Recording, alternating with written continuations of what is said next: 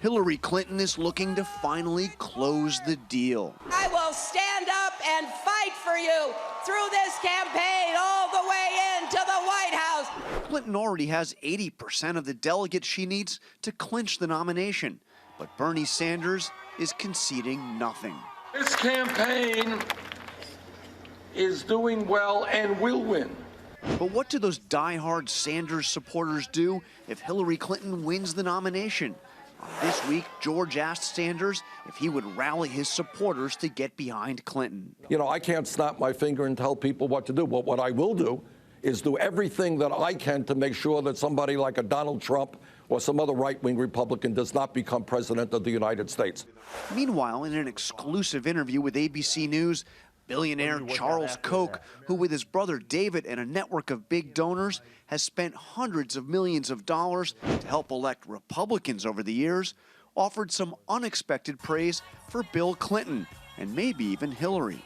Am I hearing you correctly? You think Bill Clinton was a better president than George W. Bush? Well, in some ways. In other ways, I mean, he wasn't an exemplar. Yeah. But as far as the growth of government, the increase in spending on restrictive regulations, it was 2.5 times under Bush that it was under Clinton. So is it possible another Clinton could be better than another Republican It's next possible. time around? It's possible. You couldn't see yourself supporting Hillary Clinton, could you? Well, we would have to believe her actions would be quite different than her rhetoric. Let me put it that way. Hillary Clinton responded via Twitter saying she isn't interested in a Koch endorsement.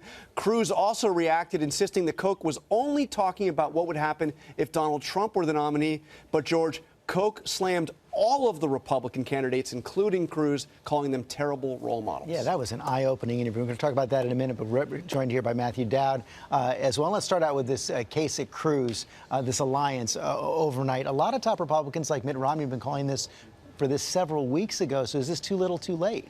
I think it is too little too late. I think it's some bizarre show of Survivor that we're seeing in the course of this. The last time an alliance was formed like this was when Batman and Lex Luthor got together to try to beat Superman. And the only thing that helped was Superman in the course of that. I think this totally feeds the narrative that Donald Trump's been saying is the system's rigged, I'm against the system, and when they do this, it's only going to bolster Donald Trump. At the same time, John, now Ted Cruz pointing towards Indiana, which is next Tuesday, and he may have one more move up his sleeve. Yeah, there's an increasing sense of desperation in the Cruz campaign. They have to change the trajectory. I would not be surprised to see him name a running mate even before the Indiana primary next week to try to get an extra boost, basically a running mate that would help him through the rest of the primaries. And that would be something that helped for Ronald Reagan back in 1976, got him close. And if there's one person I would put on that list, and maybe only one person, it's Carly Fiorina. She's been campaigning with him already. Meantime, on the Democratic side, Matthew, we just heard Hillary Clinton throwing away that Charles Koch endorsement, saying she didn't want it.